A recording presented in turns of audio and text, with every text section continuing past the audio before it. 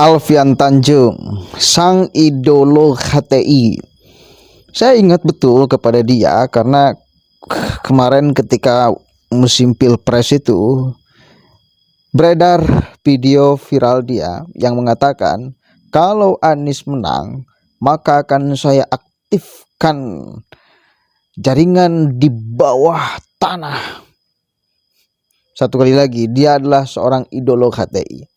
Dan Alfian Tanjung berbicara tentang polemik nasab ini. Biasa tuduhannya kepada Kiai Ima dan kawan-kawan adalah pemecah belah umat Islam dan lain upaya menjauhkan umat dari habaib dan ulama.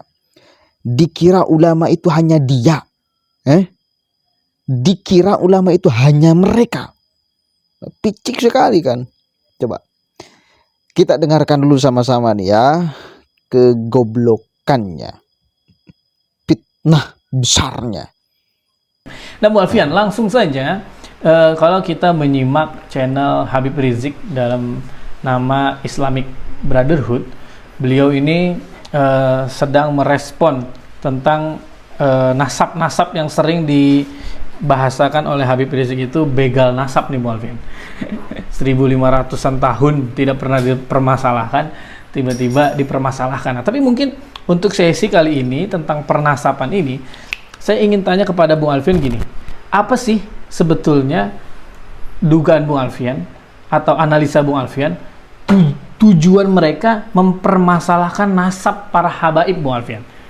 Kan bisa jadi dong nanti kalau misalkan habaib dipermasalahkan, nasabnya Bung Alfian nih atau nasabnya kiai ini, ustadz kiai habaib ini kan jadi ganggu kita nih, Bung Alfian. Ini gimana respon awalnya, Bung Alfian? Ya, yang jelas ini merupakan upaya untuk mendegradasi atau mendelegitimasi peran-peran para ulama dan peran-peran para habaib.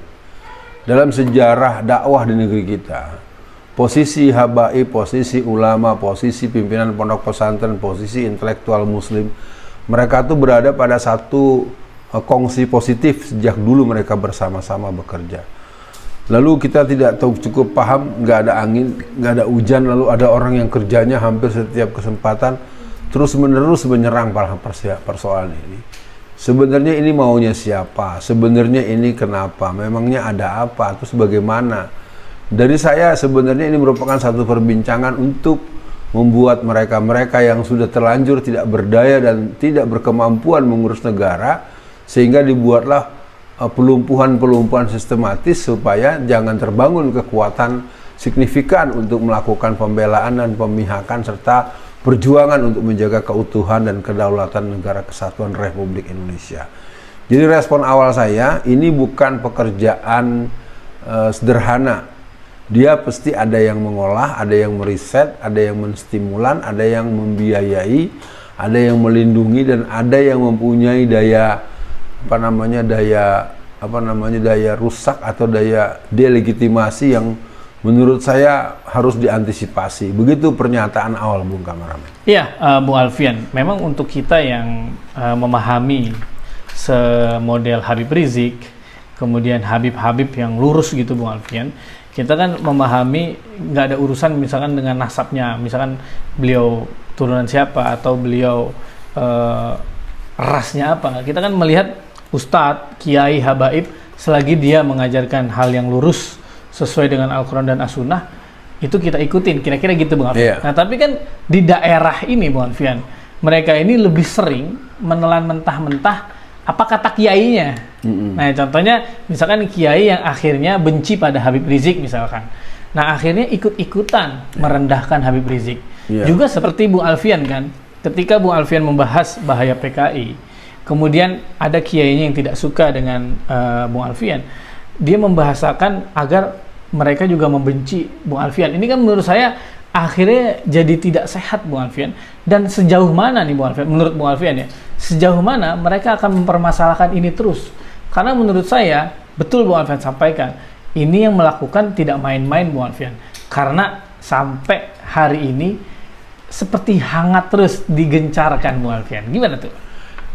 Oke, licik sekali ya untuk melawan sebuah karya ilmiah, lalu kemudian dilawannya dengan tuduhan-tuduhan membabi buta tanpa bisa dibuktikan, saudara.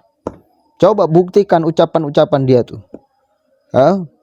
Mereka merendahkan ulama, menjauhkan umat dari ulama, justru menyelamatkan umat dari ulamaan, dari ulama abal-abal. Astagfirullahaladzim. Ente jangan dikira bahwa ulama itu hanya dari golongan ente. Kiai Imad itu bagian dari ulama. Gus Abbas juga ulama. Kiai Nur Ihya itu jelas ulama. Cek beliau itu cara bacanya, cek beliau itu wawasan keilmuannya. Ya silakan aja ya. Kemudian jongos-jongos Habib-habib itu keluar, biar kita tahu sesungguhnya yang membela mereka ini siapa, dari kelompok mana kalau mau dikatakan kelompok, dari orang yang punya pemahaman macam apa, biar ketahuan. Catat, ini Alfian Tanjung tuh.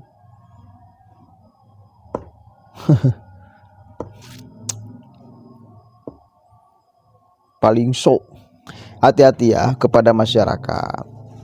Ambil nilai positifnya di dalam persoalan polemik nasab ini. Ada nggak positifnya? Oh ada. Kita menjadi belajar tentang ilmu sejarah. Kita menjadi belajar tentang ilmu nasab. Dan setidaknya para habib-habib yang selama ini selalu seenaknya kalau ceramah, mungkin sekarang agak ngerem. Ya, karena polemik nasab ini. Yang sebelumnya ada habib-habib yang memeras masyarakat dengan mengatasnamakan cucu Nabi, ada nggak ada?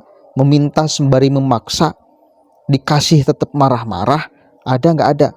Ya sekarang minimal mereka sadar bahwa kelakuan macam seperti itu kurang ajar. Dan pribumi-pribumi sekarang ketika ada datang mereka minta atau bahkan maksa, saya yakin sudah akan berani untuk menolak, bahkan untuk melawan, bahkan untuk mengusir bila tidak sopan. Tidak akan takut kualat karena memang sejatinya seperti itu. Nama Kanjeng Nabi jangan sampai dijadikan alat untuk keuntungan pribadi. Ya, apalagi palsu klaimnya. Dan memang ketika diteliti palsu. Dan ini kuat sandarannya ngomong tuh. Jadi kita itu ngomong bukan atas dasar pepesan kosong. Katakan sekarang katanya mau diproses secara hukum. Kiai Nur Ihya itu menantang, silahkan. Proses secara hukum biar kita debat di pengadilan. Adu data, adu bukti, adu dalil. Biar semua orang Indonesia tahu. Mau cepet terungkap ya silahkan. Kita nunggu proses-proses ini. Itu Kiai Nur Ihya siap beliau menjadi saksi ahli dalam persoalan ini. Ahli filologi juga siap. Manachem Ali itu siap. Dr. Sugeng ahli genetik siap. Udah sangat siap. Kalaupun mau diproses secara hukum di pengadilan. Justru itu salah satu upaya penyelesaian agar polemik ini tidak berkelanjutan, saudara. Ya, mudah-mudahan ada manfaatnya. Mulai adzan dan isya. Assalamualaikum warahmatullahi wabarakatuh.